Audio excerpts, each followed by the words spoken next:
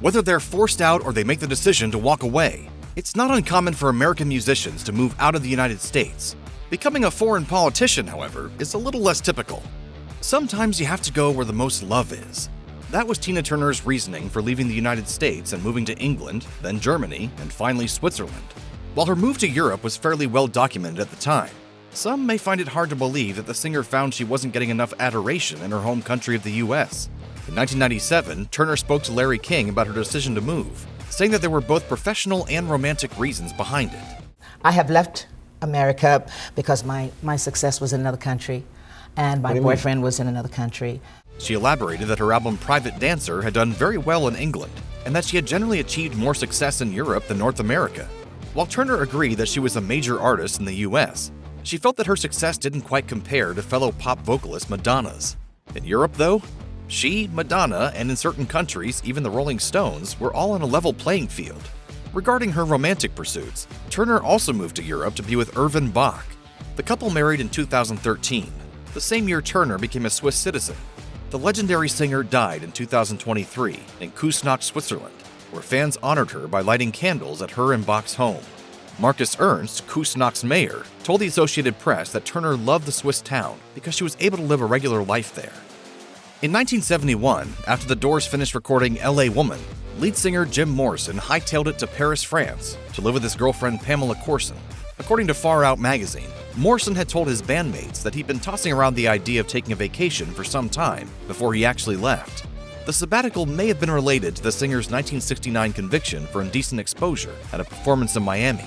Additionally, the self-proclaimed Lizard King was drinking heavily during the LA Woman recording sessions and thought Paris might be a good place to sober up. In addition to his health, Morrison may have also wanted to go to Paris for other artistic pursuits. He was a self-published poet, and with so many celebrated poets having come from Paris, it would have been a great place to derive inspiration. Sadly, the songwriter died of heart failure in Paris in 1971. He was just 27 years old. Corson, who famously discovered him in their apartment bathtub, died 3 years later of a heroin overdose. In 2021, the Doors drummer John Densmore spoke to the Los Angeles Times about Morrison, saying his move to Paris wasn't supposed to be permanent. In fact, he was planning a return to the US after learning their song Riders on the Storm would be the next single off LA Woman. Calling Josephine Baker's life eclectic would be an understatement. Born in St. Louis, Missouri in 1906, Baker began working as a maid at just 8 years old.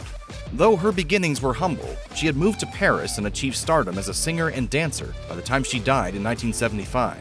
Baker became disillusioned by the United States throughout her youth and made the move to Europe fairly young. Speaking to The Guardian in 1974, she succinctly reflected that she, quote, couldn't stand her home country, and she became a French citizen in 1937. Josephine Baker was the girl who left St. Louis to come to Europe to find freedom. Reportedly, living in St. Louis had a horrible effect on Baker.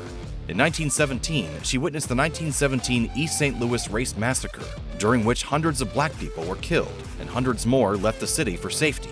According to the St. Louis Post-Dispatch, the singer didn't return to perform in St. Louis until 1952.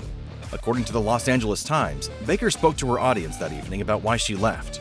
She explained, "I ran away from here, and then I ran away from the United States of America because of that terror of discrimination, that horrible beast which paralyzes one's very soul and body." From Eric Clapton to Neil Young to Bob Marley, many of the most influential solo artists in rock history got their start in groups. This was also the case for legendary guitarist Jimi Hendrix, who got his start playing guitar with popular musicians like Little Richard and Curtis Knight before fronting his own group called Jimmy James and the Blue Flames. One night, while the Blue Flames were playing in New York City's Cafe Wha, Hendrix was approached by the Animals' bassist Chas Chandler. Chandler was getting into artist management at the time and was so impressed by the relatively unknown guitarist that he flew him out to London to try and break him as a solo act. Chandler's plan for Jimmy paid off, and the Washington native became a hit in the local music scene. Within a few years, his performances were already making a huge impression on local legends like Eric Clapton and Paul McCartney. In addition to his professional success in London, Hendrix's personal life also flourished. According to the BBC, shortly after arriving in the UK, he met and fell in love with Kathy Etchingham. The two moved in together, and according to Reuters, it was with Kathy by his side that Hendrix found what he described as the first real home of his own. Unfortunately, London would also have a darker significance to Hendrix, as the rock legend passed away in St. Mary Abbott's Hospital in 1970. Nina Simone was introduced to the music world with her 1959 performance of George and Ira Gershwin's I Loves You, Porgy.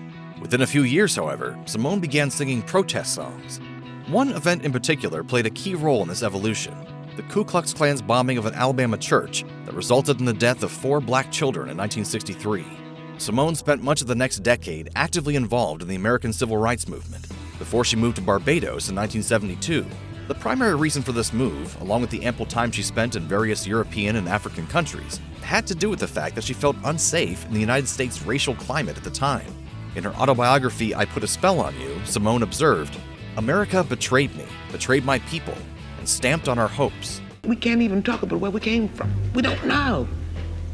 It's like a lost race. According to the Washington Post, the singer eventually did return to the U.S. to be closer to her mother and daughter, but her return was only temporary. She eventually moved to Carry-les-Rouet, France, where she died in 2003. Born Jamal Michael Barrow, acclaimed rapper Shyne moved out of the United States in 2009 and ended up in his native Belize. However, the rapper wasn't homesick. He didn't really have a choice.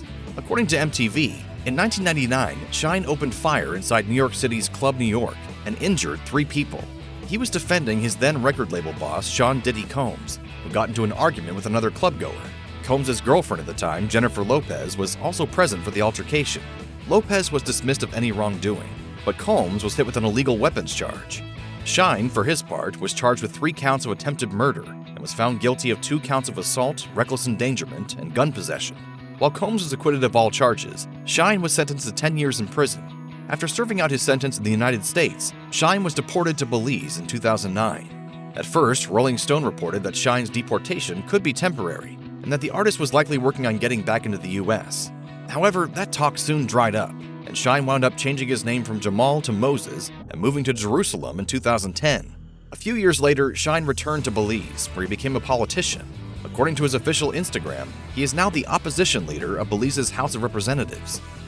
Over the course of her career, Janet Jackson earned $1.2 billion through record sales, touring, and publishing. As a result of her vast earnings, Jackson could have spun the globe and chosen to live pretty much anywhere depending on her needs. Speaking to Allure, Jackson reflected that it was motherhood that eventually brought her to London, England. The Control singer explained that she left the United States because her son, Issa Almana, was born in England. She elaborated that she probably would have preferred to live in her home state of California, but she readily adjusted to the cultural differences in England for the sake of her child. The Velvet Rope creator was married to businessman Wissam Almana while living in London, at least until she announced their separation on Twitter in 2017. That same year, Entertainment Tonight reported that Jackson moved out of the home she shared with her ex and began shopping for her own London digs. Just like Janet Jackson, Madonna's decision to leave the United States was at least partially to do with her son. Speaking to Vogue Italia in 2018, she explained that her then 12-year-old son, David Banda, was deeply into soccer. So in 2017, Madonna moved to Lisbon, Portugal, where soccer was much more celebrated than in the United States. I am an official soccer mom. However, soccer wasn't the only reason for the Vogue singer's relocation. In addition to her family's athletic interests, Madonna was also frustrated with the cultural climate of the United States in general. She told Vogue Italia, "This is not America's finest hour. Not that leaving America makes anything different or changes anything. I've lived in other places. I lived in London for 10 years. I like to put myself in uncomfortable situations and take risks." For those wondering how Madonna wound up in England for a decade, the answer is a bit simpler. From 2000 to 2008, the pop star was married to English film director Guy Ritchie. Brooklyn rapper Yasiin Bey, better known as Mos Def, made his home in South Africa in 2013. Speaking with Beats by Dre, he claimed that the reason he decided to make the move was because it was hard for him to keep his creative tank full in his native land. While he acknowledged that living in the States certainly had its benefits, such as ample professional opportunities, the general socioeconomic strife that plagued the nation made it very hard for him to focus on his art. Bey found success with fellow Brooklyn rapper Talib Kweli. With their 1998 debut album, Mos Def and Talib Kweli are Black Star. Bey also wowed critics with his first solo LP, Black on Both Sides. Both albums contain political lyrics from Bey, and he's become well known for taking on the system in his music. For this reason, the rapper's departure from America probably didn't come as a big surprise to those who've listened closely to his songs. However, Bey ran into problems while trying to leave South Africa in 2016, when he was detained after trying to use a world passport. According to foreignpolicy.com, world passports are issued by the World Service Authority. in an attempt to break down the ideological divisions established by international borders. Evidently, Bey aligned with this system of beliefs, and it seems he found a way to resolve the issue as he's traveled internationally quite often since his detainment. In 2019, world-renowned pop star Rihanna surprised many when it was revealed that she was living in London. She told the New York Times T magazine the reason for the move was because she wanted to be closer to her company Fenty's design team, which is based out of Paris, France. Unfortunately, Rihanna's immense fame required her to hide her identity when she went into the city. But that didn't stop her from enjoying the occasional visit to a local market and making the most out of her community. In fact, the Lift Me Up singer even told T magazine that she gets a lot of pleasure from doing more mundane, everyday activities. She told the outlet, "The world can really make you believe that the wrong things are priority, and it makes you really miss the core of life, what it means to be alive. It could literally be walking outside in the sun. That makes me happy." For as much joy as she got from exploring little pieces of London, it seems Rihanna's European tenure has halted for now. According to CNN, she put her London mansion on the market for $41 million in 2020.